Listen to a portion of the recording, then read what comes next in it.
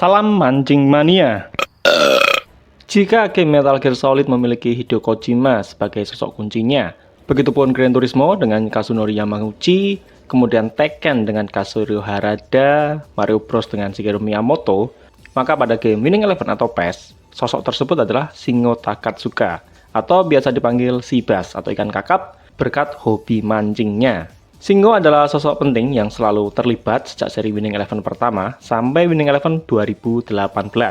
Dan sekedar mengingatkan, nama Winning Eleven tidak pernah berhenti, meskipun nama PES mulai digunakan sejak tahun 2001, yang merupakan nama lain dari game Winning Eleven 5. Karena Winning Eleven adalah judul untuk pasar Jepang, sedangkan PES awalnya adalah judul untuk pasar Eropa, yang nantinya digunakan secara global sejak tahun 2007. Selamat datang di Gamer Paruh Waktu. Kita akan ngomongin game retro tiap akhir minggu. Ya, mari kita mulai ngomongin tentang Shingo Takatsuka, sang sosok kunci dan ikonik dari seri game Winning Eleven.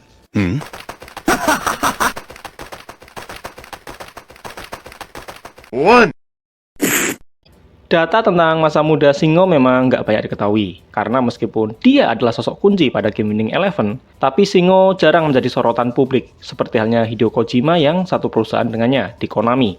Shingo lahir pada tahun 1961 di Jepang, dan dikenal jatuh cinta pada video game di konsol Famicom atau NES sejak masih SMA.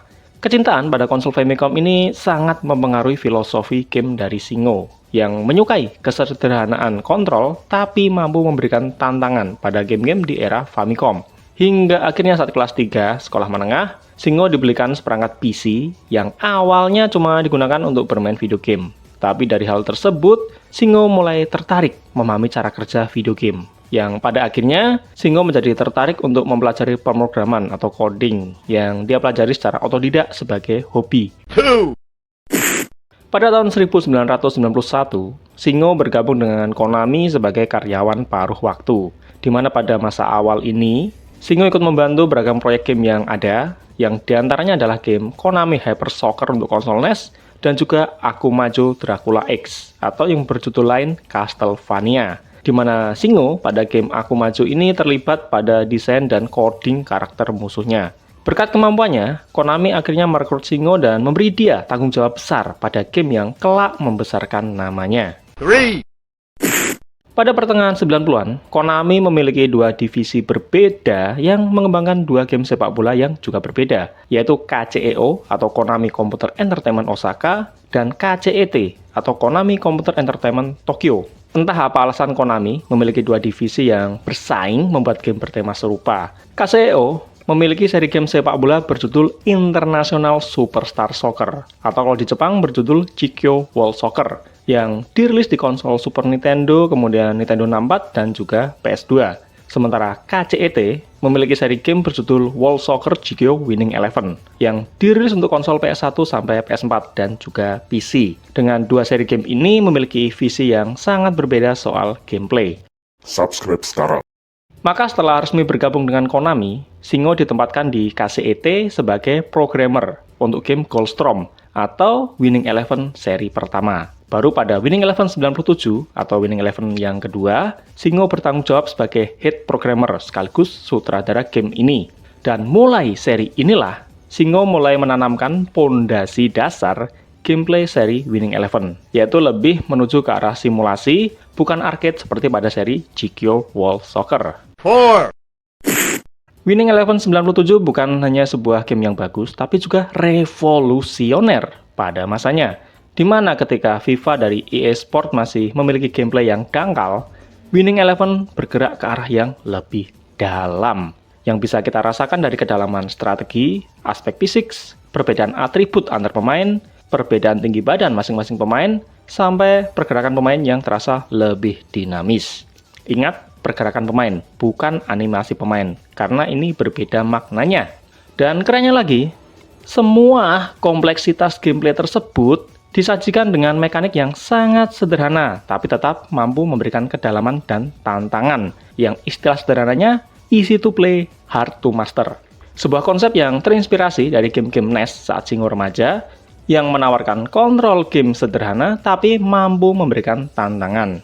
Puncak prestasi dari game Winning Eleven ini terjadi pada era PS2, di mana game Winning Eleven atau PES mampu menjadi pesaing berat game FIFA dari EA Sports yang memiliki lisensi berlimpah dan presentasi yang lebih memukau. Hal ini bisa terjadi karena Winning Eleven diakui mempunyai gameplay yang jauh lebih superior daripada seri game FIFA, yang bahkan seorang Gary Patterson, game designer dari game Total Club Manager yang kelak ditugaskan untuk mengubah arah gameplay FIFA, menyebutkan jika gameplay FIFA saat itu memang burik. Dan sebagai penggemar game PES, Gary mengaku banyak belajar dari gameplay PES untuk memperbaiki gameplay FIFA.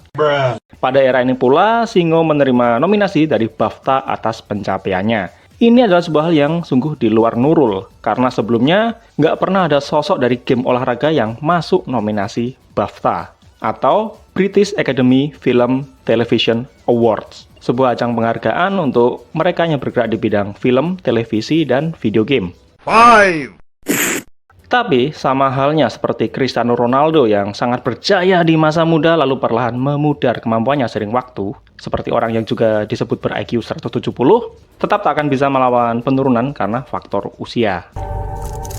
Ditambahkan dengan faktor sekitar tahun 2010-an, di mana Konami mulai melihat peta yang berbeda dalam industri video game, dengan EA Sports menjadi semakin agresif mengejar lisensi resmi dan terutama mengembangkan mode Ultimate Team yang perlahan mengubah cara gamer menikmati game sepak bola. Maka Game PES mulai tertinggal semakin jauh, bukan dalam aspek gameplay tapi dalam hal presentasi, lisensi, dan terutama bisnis model yang dirasa mulai ketinggalan zaman.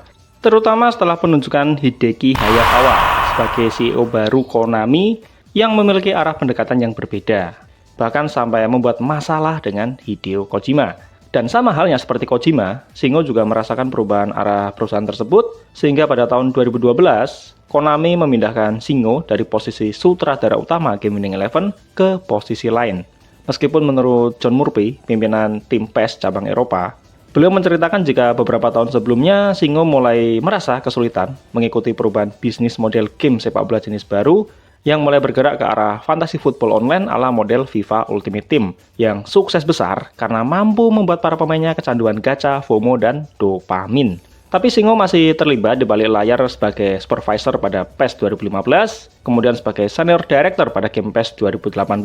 Sementara pada PES 2014, Singo disebutkan sebagai original konsep dari seri game PES atau Winning Eleven, dan pada PES 2020 namanya disebutkan pada bagian Special Thanks. Ini adalah sebuah hal yang menunjukkan betapa pentingnya peran Singo Takatsuka bagi game Winning Eleven atau PES. Sebagai salah satu sosok penting pada industri video game, nama Singo Takatsuka memang nggak sementereng sosok Hideo Kojima. Seakan Singo ini memang kurang suka menjadi sorotan publik dan lebih memilih menikmati waktu luangnya untuk memancing ikan dengan damai. Seperti jika kita lihat dari histori aktivitas pada akun Instagramnya, Singo tampak menikmati masa tuanya dengan damai, jauh dari hingar-bingar industri video game. Ini adalah sebuah pilihan yang lebih rasional daripada memaksakan diri mengurus hal berat di usia senja, misalnya mengurus negara, karena kondisi fisik jelas sudah tidak prima lagi, seperti yang dilakukan si Donald Tantrum itu, yang makin ngaco segala kebijakannya. Dan memang, semua ada masanya dan tiap masa ada orangnya.